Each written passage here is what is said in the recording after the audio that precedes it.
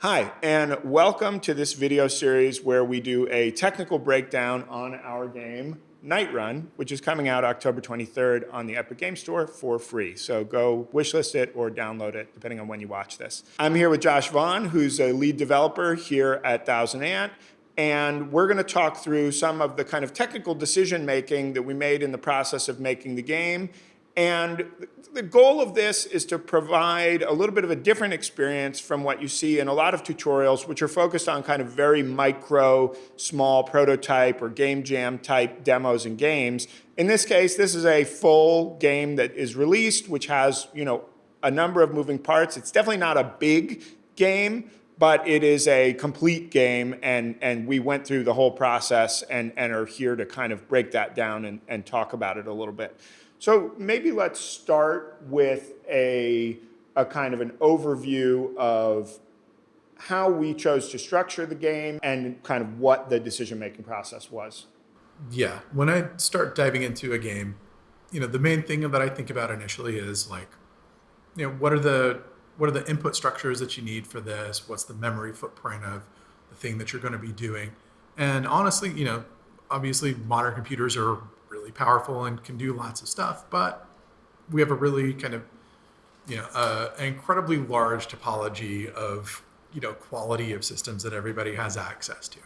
Because we're releasing on PC, right? Oh yeah. Well, I mean, just even in the kind of like greater wilds of hardware, if you're trying to really accommodate lots of different systems, you've got to kind of be aware that PS4 stuff has always been limited to about 8 gigs of what's usable for a game. I think that's really only about 6 gigabytes. So anything that goes beyond that is just going to fall apart and break. So for us, those types of numbers are actually kind of luxurious compared to how small other indie games can be and the types of footprints that they can run on. And since we were never like mobile focused, where you really, really want to be small, and it's really essential to fit into a tiny footprint, both in terms of what gets downloaded and what's in memory. We're in a very kind of happy middle ground. Memory does become a first priority. We do have lots of art assets, lots of different stuff in the game. And so it becomes really important to figure out okay, how can we lazy load stuff in, not completely bomb the system out, not run into weird memory errors, and basically cycle through stuff in a way that still feels, snappy, responsive, gives people what they want, and doesn't run you in any extreme risks of blowing up for memory pressure and things like that, or even just like dealing with OS stuff and like getting to a point where you're going to start moving from the hotter, faster memory to slower memory and stuff being paged out into oblivion.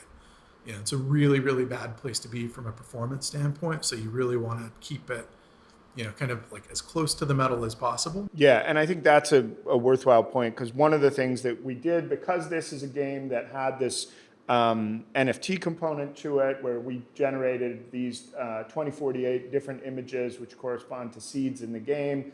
And then if you go into the seed gallery, you can see that there are opportunities for you to choose what art collections, and these are also, some of these, like Cryptodes is 10,000 images. CryptoPunks, we have a smaller number because we had people opt in. Heaven Computer has 3D assets and video files, right? Hypercastle Explorer, our other project, is also, I think it's 1024 pieces, right? So we're dealing with large numbers of assets, which was a key consideration, and we're loading them dynamically, and we're also streaming through them, right? Because if we enter the game, what you can see is when you do a random run, it's going to pull up a seed which has a certain number of art collections associated with it. It has to load everything and get everything ready. And then when you exit the tunnel, it is going to start, it generates actually the next sector after the next tunnel, right? So we have to be continuously getting the art, music, any 3D data, everything ready so that the player can just drive continuously, right? Because it is a endless runner format game, right? So that was definitely like a unique technical consideration, right? That we wanted to have this endless driving experience and cycle through a lot. content. A lot of games might have a lot more, a really finite set of assets, data, things that they spit out. As far as like, if you have like events or other things like that, the number of things that get loaded dynamically at a given point in time might be much more discrete.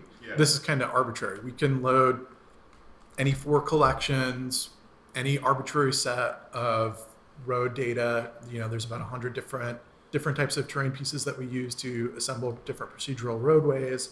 Different stuff shows up on each of those roads depending on which collections are available. So it's all, the combinatorics are high, and there's a lot of like crazy random stuff that you can see simultaneously. And going through some of the things that we had some challenges with, initial loads and things like that, I think we got it into about as good of a spot as I think we could have for as much stuff as we're dynamically streaming in all over the place. Yeah, absolutely. No, and I think that was definitely one of the performance challenges that we had. We definitely struggled with some of the hitches as you're hitting that tunnel exit. That's kind of a key callback in the game where it's firing off a lot of operations, and especially in the second, if you get to a second tunnel, you're usually going pretty fast. You hit that hitch, and it's still not perfect, right? That was one of the things where we had to be like, okay, there may be some amount of hitching happening there, and we just had to accept that because we could never make it completely seamless. Yeah.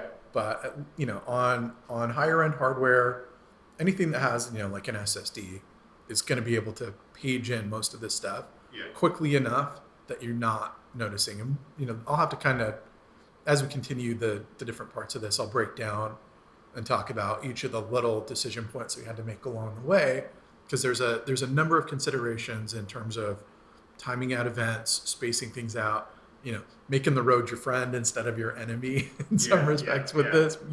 We're kind of in a very linear set of. Yeah, and this is a kind of a lucky aspect of this for certain considerations, right? That we do know it's linear. We kind of know the player is not going to suddenly turn around and, we need to reload the whole previous level or something. We know we can kind of load stuff and dispose of it in a linear way, which is a big opportunity. It was a big boon. It meant that there was lots of assumptions that we could make about how people would interact with the game. That could inform, reasonable decisions about how we could move forward and make things work. So yeah, we're gonna continue. We're gonna break this into chunks. The next thing that we're gonna talk about is kind of the approach to randomness and procedural generation in this. We touched on some of that here, but we're gonna get into the kind of details of the approach that we took. And we're doing this in a fairly kind of podcasty style, right? It's not super structured. It's more of a conversation. But hopefully, as we continue, you'll find some useful information and ideas for your own games.